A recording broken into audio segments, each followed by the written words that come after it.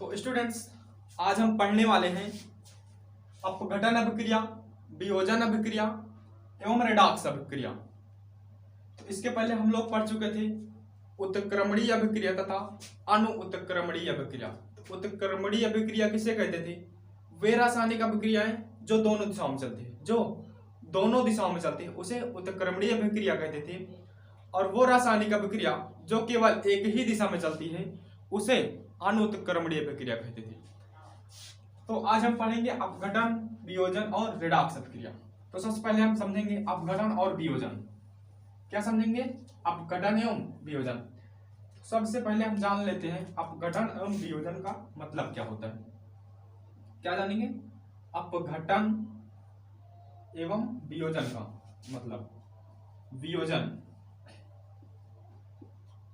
तो मैं आपको बता दूं कि जो अपघटन है और वियोजन है, दोनों का मतलब होता है टूटना। दोनों का मतलब क्या होता है? टूटना।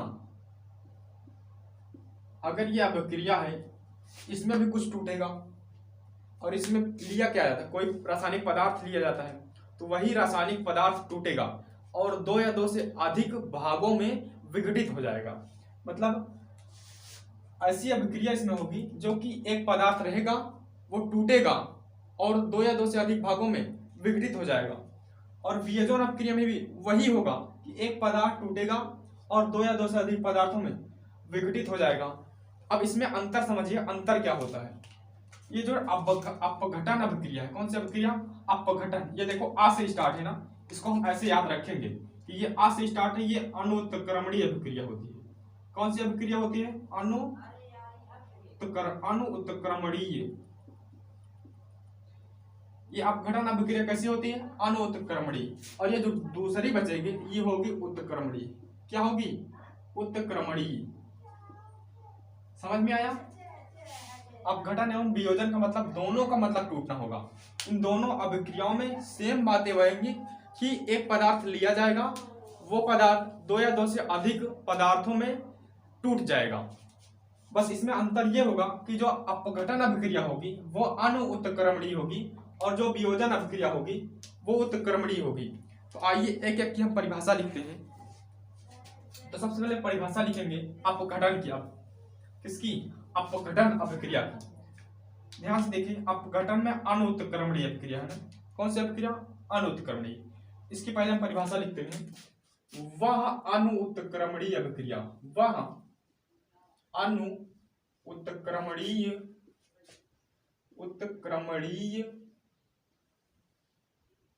अभिक्रिया, वह अनुत्क्रमणीय अभिक्रिया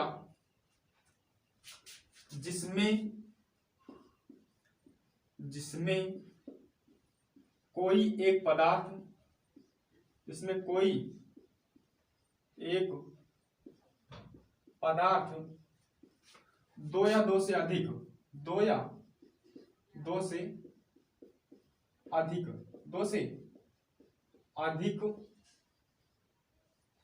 पदार्थों में टूट जाता है।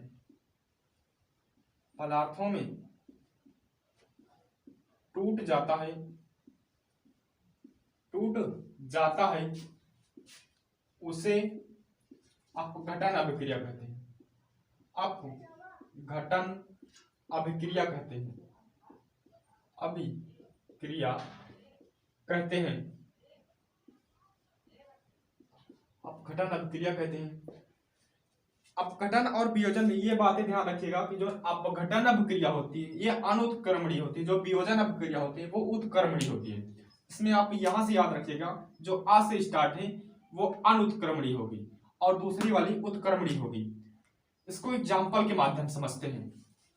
आइए देखते हैं इसका एक एग्जाम्पल। क्या देखते हैं? एग्जाम्पल। जैसे KClO3,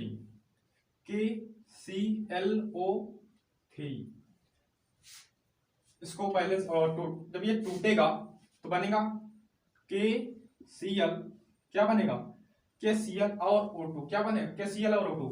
अभिक्रिया को बैलेंस कीजिए। यहाँ पर 2 ऑक्सीजन है, यहाँ पर 3 ऑक्सीजन है, यहाँ पर 2 ऑक्सीजन। इसको हम 3 से मल्टीप्लाई कर देंगे, ये क्या हो जाएगा? 3 दूना 6 ऑक्सीजन। और यहाँ पे 6 ऑक्सीजन करने के लिए हम 2 से मल्टीप्लाई करेंगे तो हो जाएगा 3 दूना 6 ऑक्सीजन हो गया। लेकिन KCl 2 है तो यहाँ पर भी 2 लिख देंगे। तो 2KClO3 is equal to 2KCl और 3O2। समझ में आया? देखो इसमें एक पदार्थ 2 या 2 से अधिक मतलब 2 पदार्थों में, यहाँ पे 2 पदार्थों में टूट जा रहा है। एक पदार्थ 2 पदार्थों में टूट जा रहा है। और यहाँ पे ध्यान दीजिए कि ये अभिक्रिया केवल एक ही दिशा में चल रही, इधर से इधर ही, तो अनुत्क्रमणीय अभिक्रिया हुई। तो मतलब वह अनुत्क्रमणीय अभिक्रिया जिसमें एक पदार्थ 2 या 2 से अधिक पदार्थों में टूट जाता है। देखो ये एक पदार्थ 2 पदार्थों में टूट गया ना, तो इस अभिक्रिया को अपघटन अभिक्रिया कहेंगे। कौन सी अभिक्रिया? अपघटन अभिक्रिया।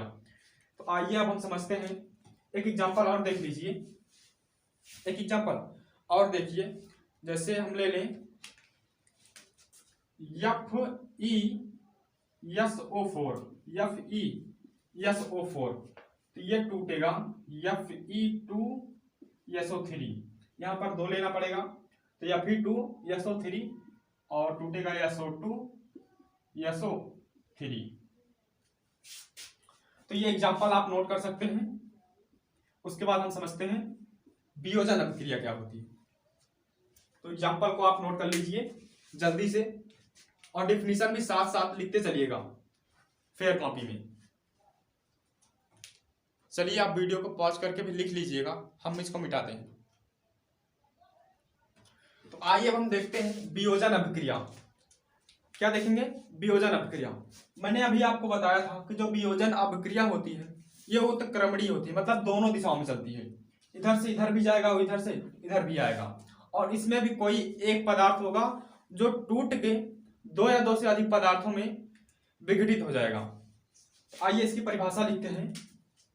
मतलब वह उत्क्रमणीय अभिक्रिया, वह उत्क्रमणीय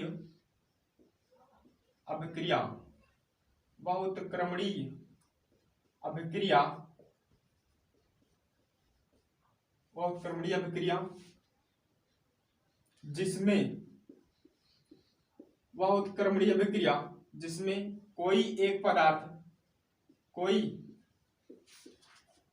पदार्थ 2 या 2 से अधिक भागों में, कितने भागों में?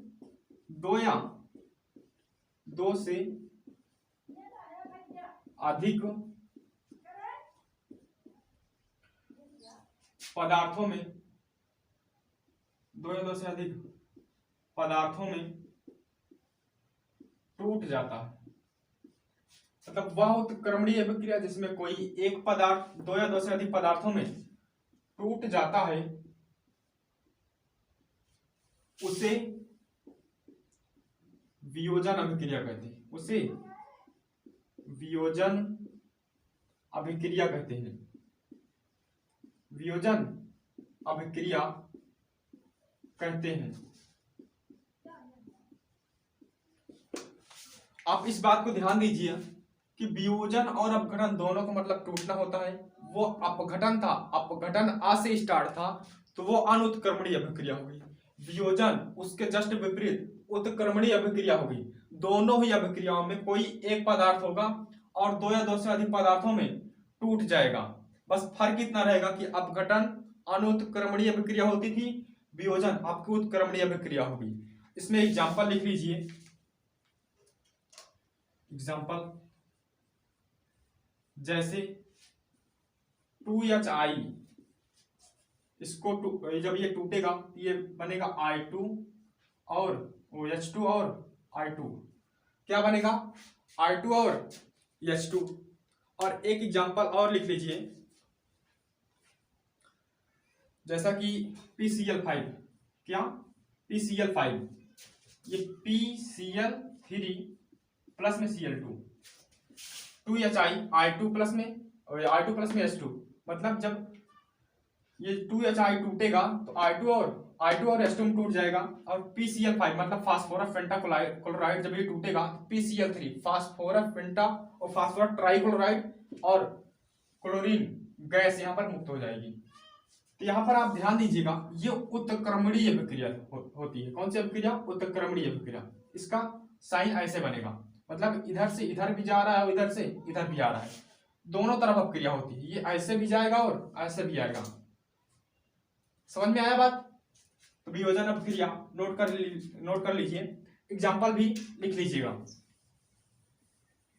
लिखिए जल्दी। उसके बाद रिडॉक्स अभिक्रिया नेक्स्ट वीडियो में पढ़ाएंगे, तो इसको नोट कर लीजिए। तो चलते हैं, अब आप पढ़ाई करते रहिएगा अच्छे से। Take care.